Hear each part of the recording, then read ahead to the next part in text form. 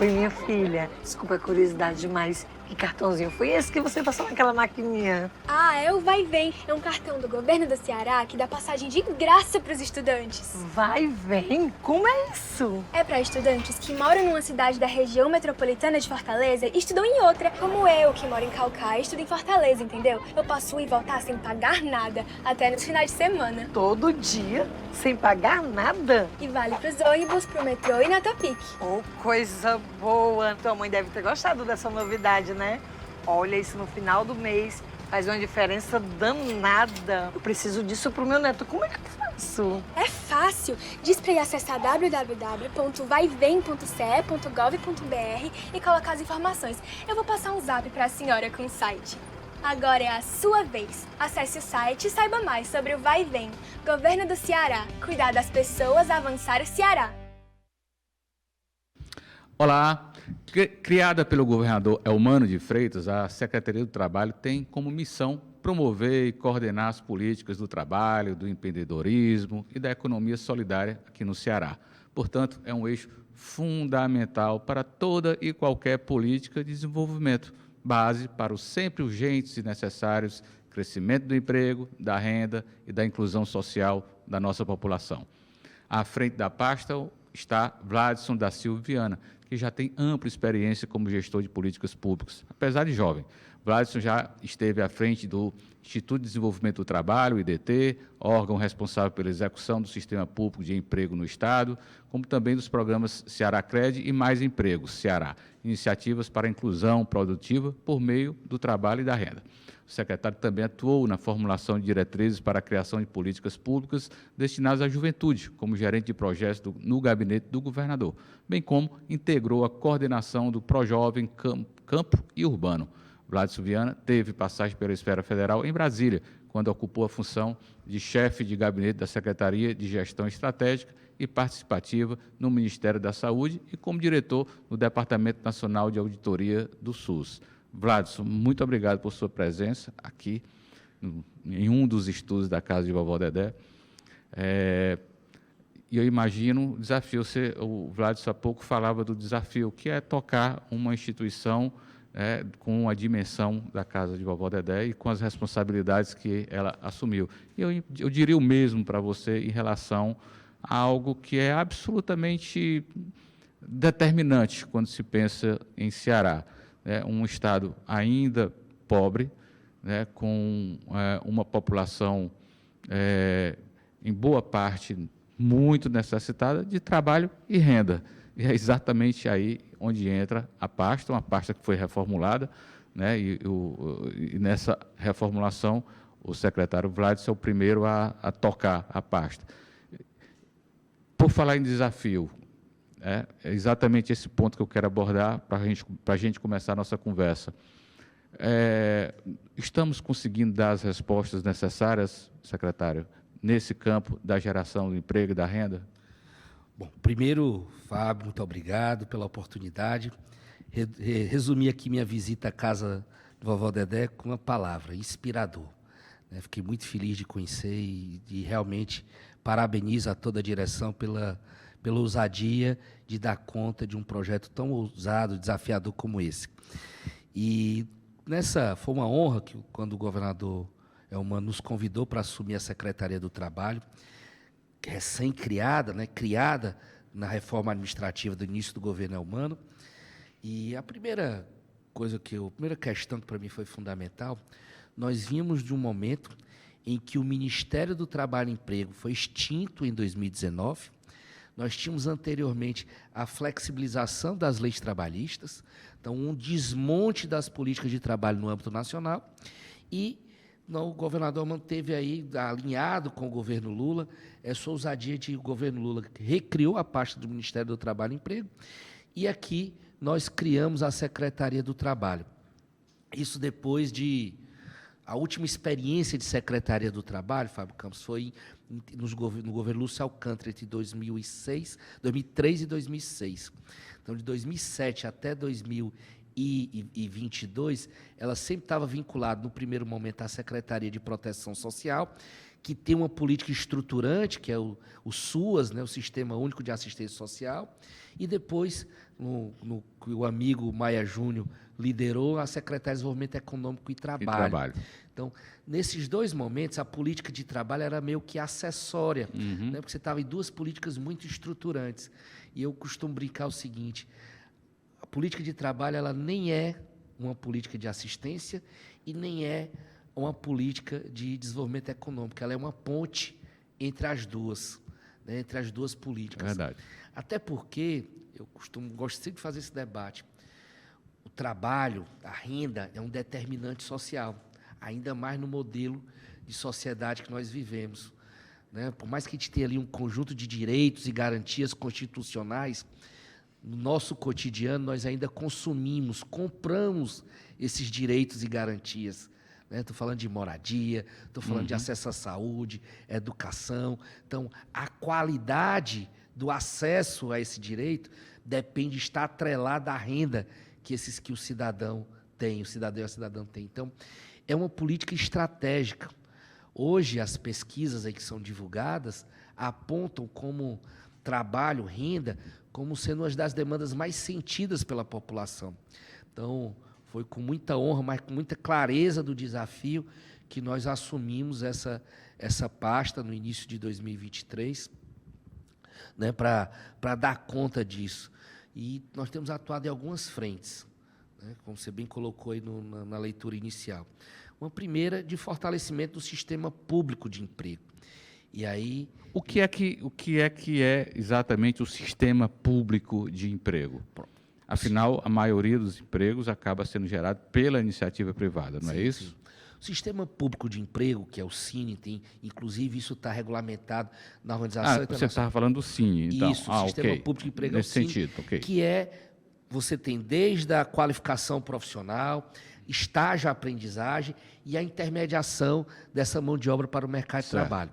Então, o CINE no Ceará, o Sistema Nacional de Intermediação do Emprego, ele tem por objetivo fazer uma análise, uma prospecção da demanda do mercado de trabalho, o que o mercado de trabalho precisa de mão de obra, oferta uma qualificação para intermediar esse profissional para o mercado de trabalho. Então, um eixo prioritário nosso é o CINE, que é o nosso Sistema Público de Emprego, e que o Estado do Ceará é uma referência. Eu me orgulho muito de ter participado, ter presidido o IDT, que é uma instituição que é referência nacional.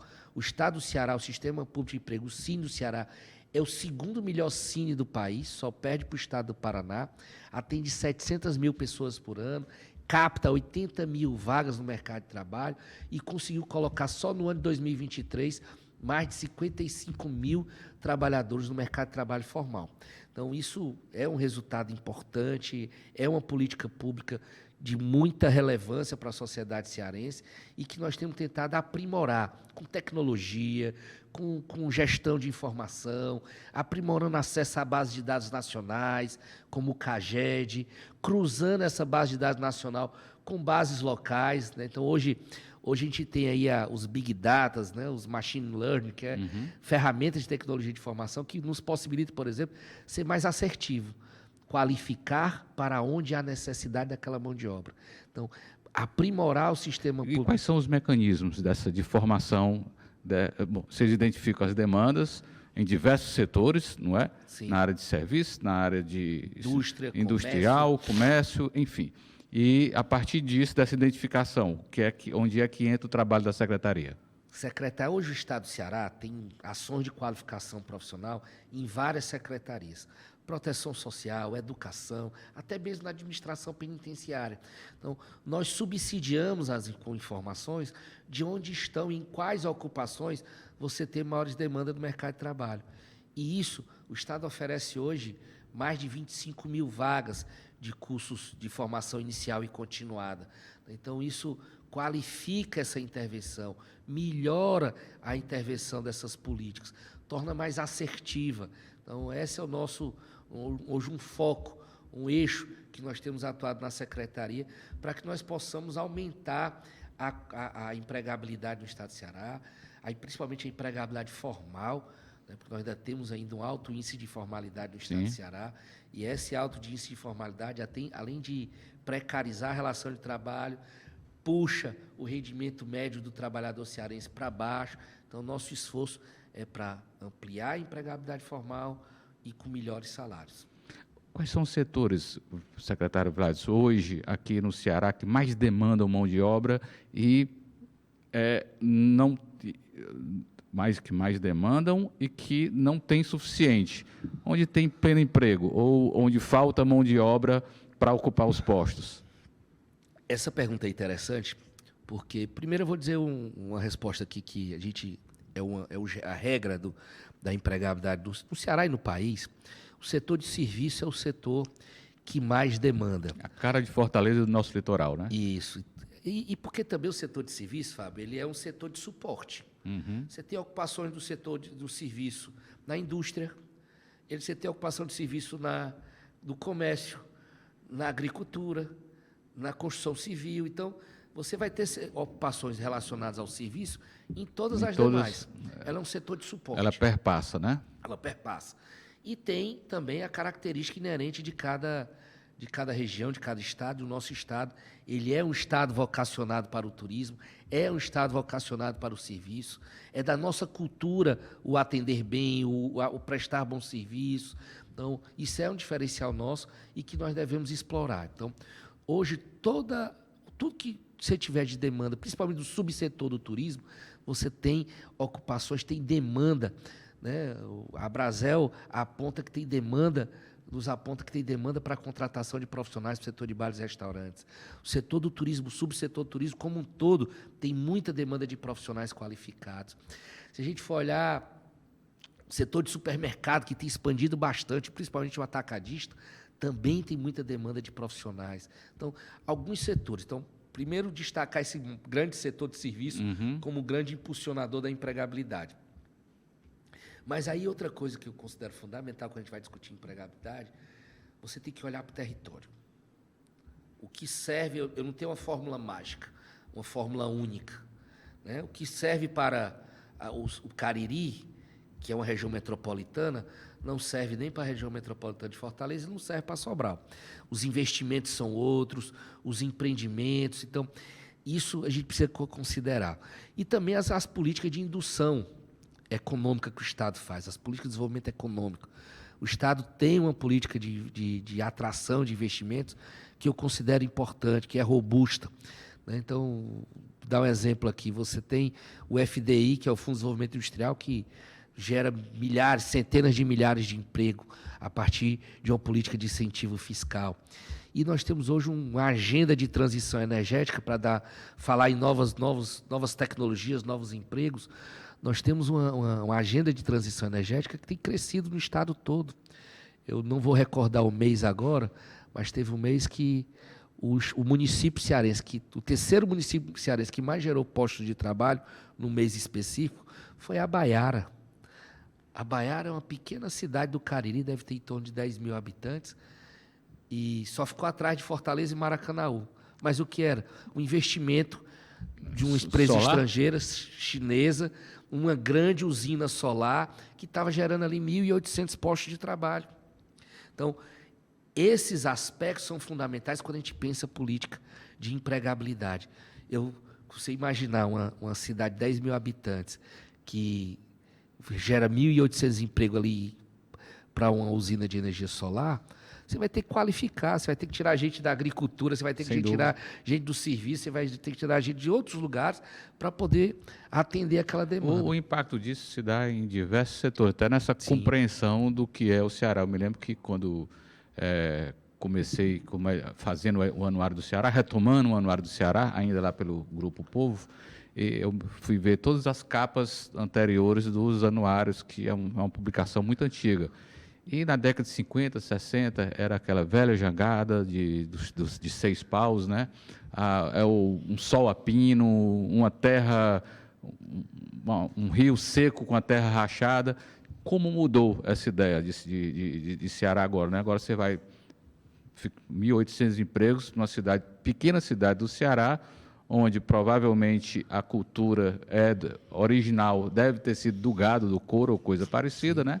E que, de repente, com a usina vinda da China para cá, com 1.800 empregos, né? Isso muda o perfil em vários sentidos do Estado, né? E cria também toda uma rede de consumo. Você vai ter mais pessoas empregadas com renda, então você vai demandar a construção civil, vai demandar os serviços, vai demandar o Esses comércio. 1.800 empregos gerados aí, por exemplo, para a gente ter clareza quanto a isso, foi na construção ou no funcionamento da empresa? Todos os empreendimentos de transição energética, que são empreendimentos de alta tecnologia, eles têm uma curva de empregabilidade que é maior na sua implantação e diminui, vai ali para um nível menor na sua manutenção.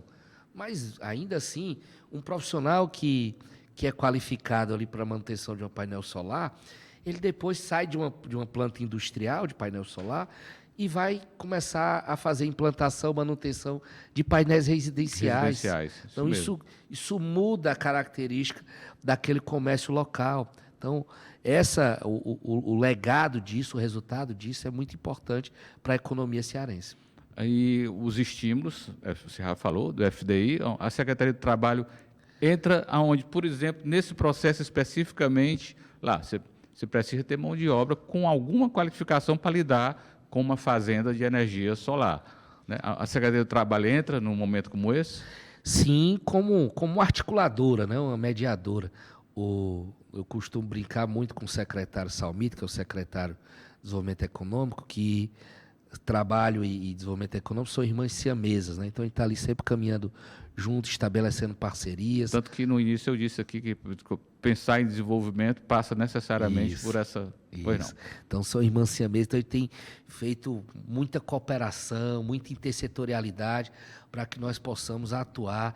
E aí o governador Elmano, pessoalmente, tem priorizado projetos de qualificar para preparar para que os postos de trabalho, sejam na construção, na manutenção, sejam as ocupações de menores salários, até mesmo as de melhores salários, sejam ocupadas por trabalhadores cearenses. Então, toda uma oferta envolvendo as universidades, os institutos de tecnologia, tem que se criar uma rede para a qualificação para a transição energética no estado de Ceará. Secretário, a gente está em ano eleitoral e eu tenho visto críticas ao percentual, à quantidade de geração de empregos aqui no Ceará, né? Inclusive pelo ex-prefeito Roberto Cláudio.